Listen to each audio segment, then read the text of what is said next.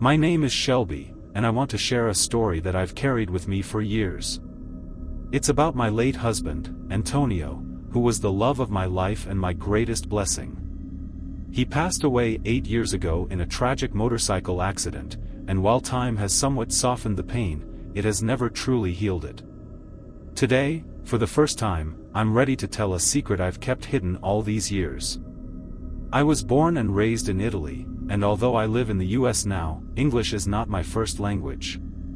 Antonio and I met in high school, and from the moment we crossed paths, our lives were intertwined. He had a big heart and an even bigger dream of exploring the world. Greece, with its ancient legends and breathtaking landscapes, was at the top of his list of places to visit. We often talked about going to Greece together, but life always seemed to get in the way. Work, responsibilities, and countless little distractions kept pushing our plans further and further into the future. I can't help but wonder now if things might have turned out differently if we had gone. After his death, even the thought of traveling filled me with grief. But in 2018, 2 years after losing him, I decided to honor his memory and fulfill his dream. At 36 years old, childless and feeling utterly alone, I booked a cruise to the Greek islands. It was a mix of courage and desperation that led me to take this step. The cruise itinerary included stops in Athens, Santorini, Ephesus, Mykonos, Volos, Thessaloniki, and then back to Athens. I told myself this was something I needed to do, for both of us.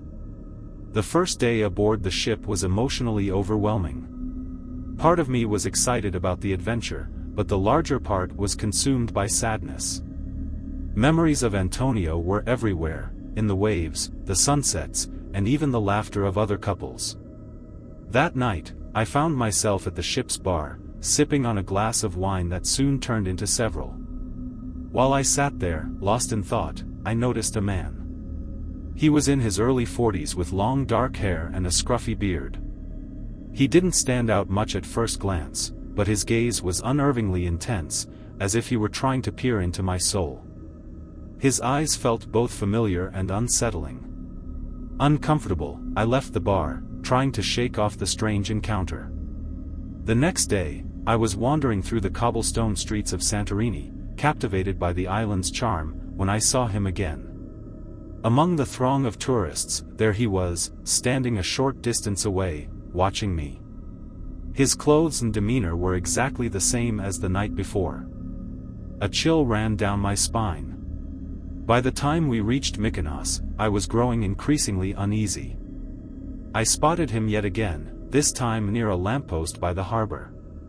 He didn't approach me or speak, but his silent, piercing stare was enough to unsettle me. I began to feel like I was being followed, though I couldn't understand why. In Thessaloniki, I decided I'd had enough. When I saw him standing on a narrow street, I called out to him, demanding to know who he was and why he was following me. He didn't say a word. Instead, he turned and ran. I chased after him, but when I turned the corner, he was gone, as if he had vanished into thin air. When I returned home, I couldn't shake the feeling that there was more to this story. I began scouring the internet for any information that might explain what had happened. I typed his physical description into search engines, hoping to find some clue. To my shock, I stumbled upon a missing persons report with his photo. But the real twist came when I read his name, Antonio. My heart nearly stopped. According to the report, this Antonio had died in 2016, just a few months after my husband's accident. And the date of his death matched the exact day my Antonio had passed. It was too much to be a coincidence, yet I couldn't make sense of it. I contacted the police to report what I'd seen, but they dismissed my story. They insisted it was impossible, as Antonio from the report had died in a boating accident, and his body had been recovered. Years have passed, but the memory of that cruise still haunts me. Who was that man? Why did he appear to me in Greece, of all places? And what did it mean that his name and fate were so eerily connected to my husband's? All I know is that the trip changed me forever. I haven't been back to Greece since, and I doubt I ever will. When people think of cruise ships, they imagine luxury, relaxation, and endless entertainment. For me, however, the idea of a cruise ship brings nothing but dread. I'd like to tell you about a horrifying incident that happened during my time as a deckhand aboard the Oceanic Horizon, an experience I still can't fully comprehend to this day. I was 24, fresh out of maritime school, and thrilled to land a job on one of the most prestigious liners in the world. The ship was massive, boasting amenities like an onboard water park, multiple theaters, and dining experiences that rivaled those of five-star restaurants. It felt like a floating city, where nothing bad could ever happen. But as I quickly learned, the sea is as unpredictable as it is beautiful. The Oceanic Horizon was on a 2-week journey through the Caribbean, with stops at picturesque islands like St. Lucia, Barbados, and Antigua. The first week went by smoothly. I spent my days performing maintenance checks, assisting passengers, and enjoying the occasional break on the sun-soaked deck. Things took a strange turn on the 7th night. A dense fog rolled in, unusual for the Caribbean, and it hung over the ship like a shroud. I was on night duty, patrolling the lower decks, when I heard it for the first time, a faint tapping sound echoing through the empty corridors. It wasn't unusual for pipes to creak or for the ship to make strange noises, but this sound was deliberate, rhythmic, almost human. I followed the noise, my flashlight cutting through the gloom, and found myself outside the storage area near the engine room. The tapping stopped as soon as I got there.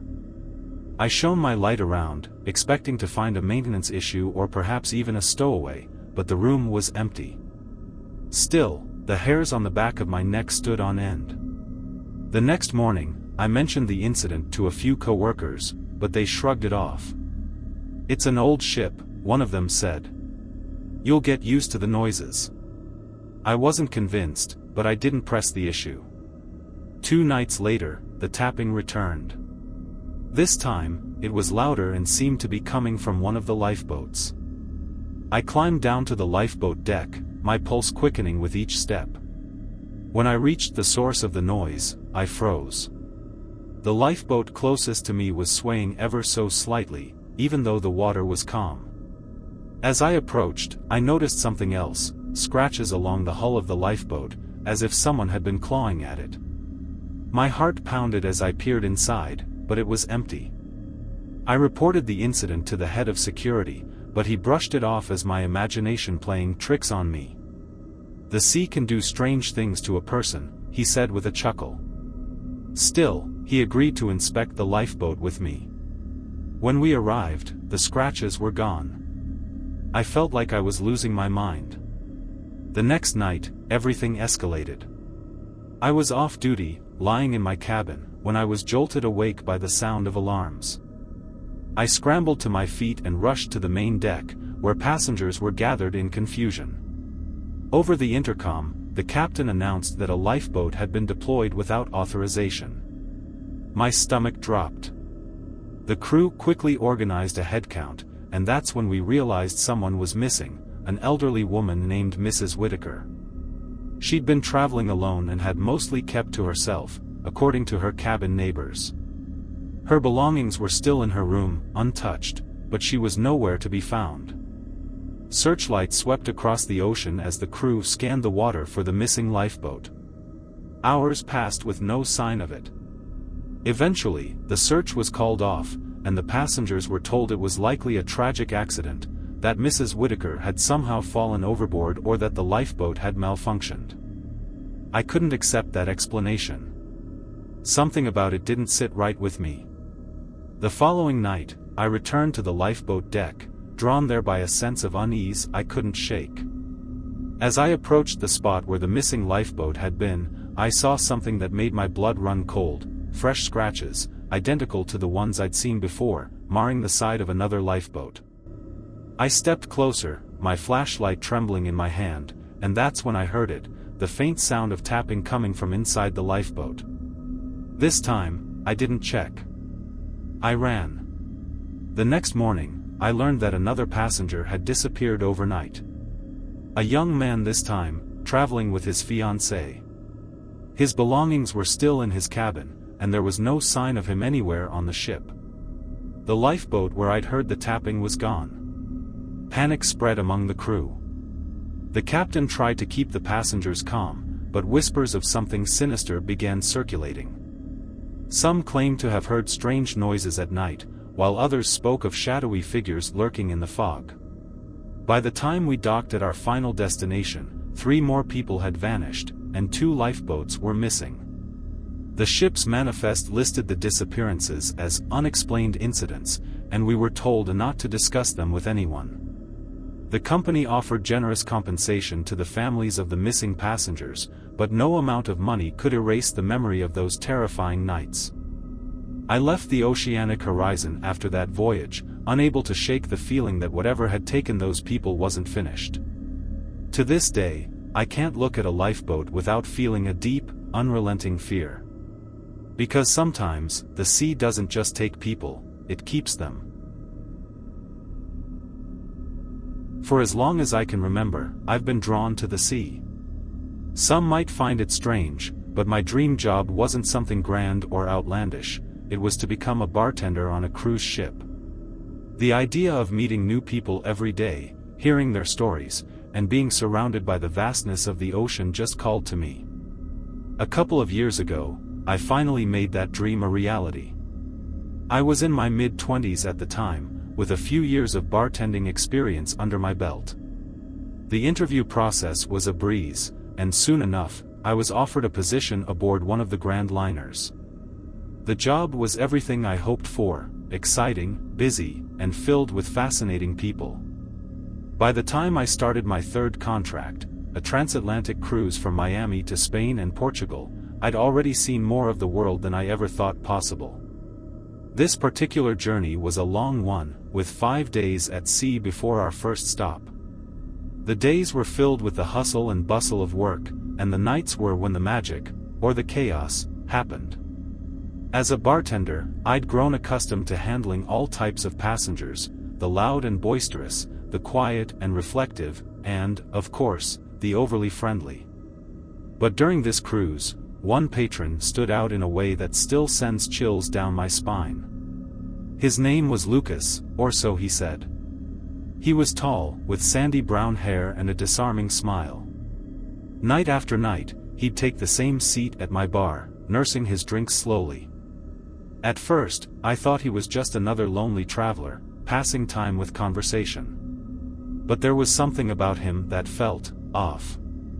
His eyes were captivating yet haunting, as if he carried some invisible weight he couldn't put down. By the 3rd night, Lucas began to open up.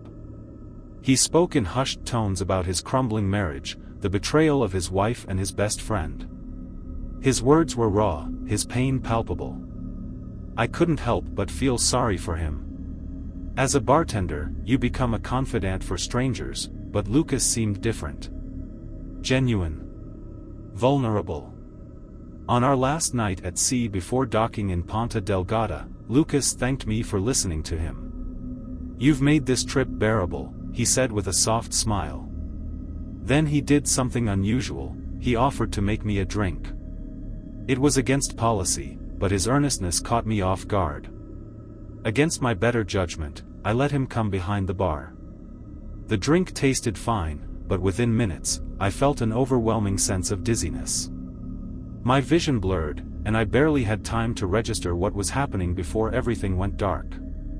When I woke up, I was in my cabin, and everything was wrong.